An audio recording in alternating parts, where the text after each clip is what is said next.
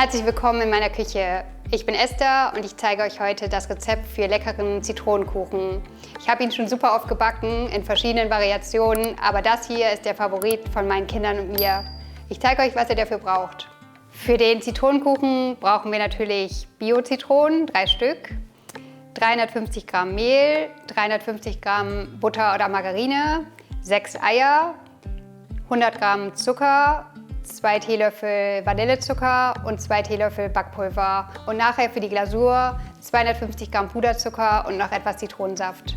Los geht's mit unseren Zitronen. Dafür habe ich 3 Bio-Zitronen, ganz wichtig Bio-Qualität, damit die Schale nicht behandelt ist mit irgendwelchen Pestiziden.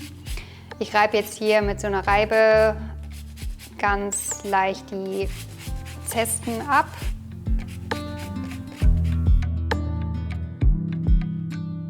Von meinen 3 Bio-Zitronen presse ich jetzt schon mal 2 aus und von der dritten den Saft nehme ich nachher für die Glasur.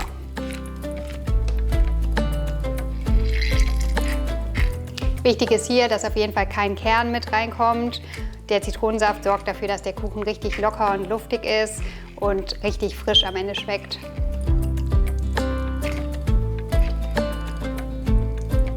Für meinen Teig gebe ich als erstes die Butter rein. Ihr könnt aber auch Margarine nehmen. Das ist eine große Menge, 350 Gramm. Dazu gebe ich schon mal den Zucker. Und das erste Ei gebe ich direkt mit dazu und die anderen einzeln danach.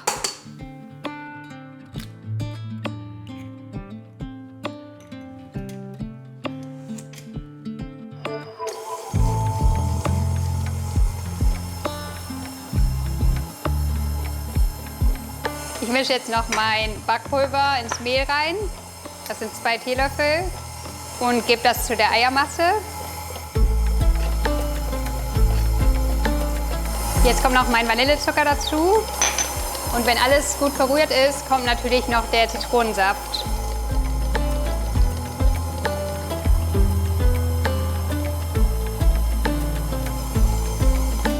So, der Teig hat jetzt die perfekte Konsistenz.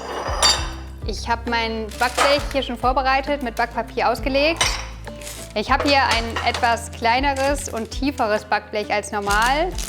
Ich habe dadurch einen Zitronenkuchen, der ein bisschen höher kommt. Wenn ihr ein normales Backblech nehmt, habt ihr einfach ein bisschen flacheres Ergebnis.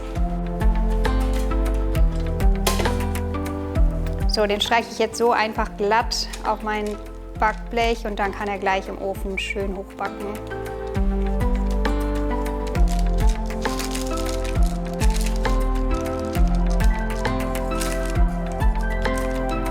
Mein Teig ist jetzt fertig und wandert jetzt in den Ofen für 20 Minuten bei 160 Grad Umluft.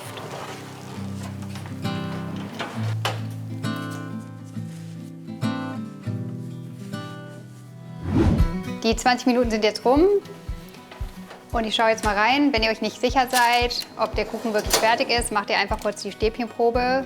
Wenn der Teig nicht mehr am Stäbchen hängen bleibt, dann ist der Kuchen fertig. Und der sieht echt gut aus, den kann ich jetzt direkt rausholen. Und jetzt verrate ich euch noch meinen absoluten Geheimtipp, damit der Zitronenkuchen so richtig saftig wird. Steche ich jetzt direkt nach dem Backen in den heißen Kuchen mit einer Gabel ein und träufel dann in die Löcher noch etwas vom Zitronensaft und ich verspreche euch, das Ergebnis ist wirklich richtig gut. So, ich habe ja hier noch meine dritte Zitrone, die ich eben noch nicht gebraucht habe. Die nehme ich jetzt nochmal und träufel den Saft schön in die Löcher rein. Das wird richtig saftig und lecker.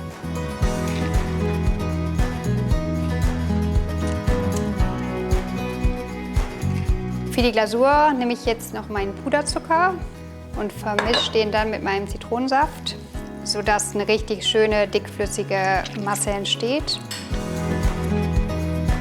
Immer erstmal lieber ein bisschen weniger Flüssigkeit, damit man sieht, wie die Konsistenz so ist, weil nachher wird das Ergebnis zu flüssig und dann muss man wieder Puderzucker hinzugeben. Besser erstmal nach und nach was zugeben. Wichtig ist immer, dass die Glasur schön glatt gerührt ist, dass keine Klümpchen mehr drin sind. Und dann können wir die Glasur schon über den Kuchen geben.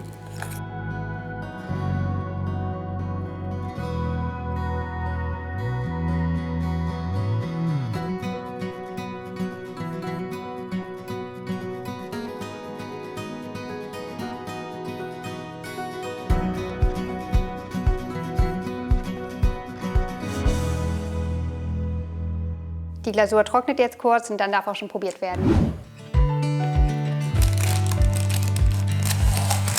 Der ist richtig schön luftig, locker geworden. Ich garniere den jetzt noch mit einer Himbeere.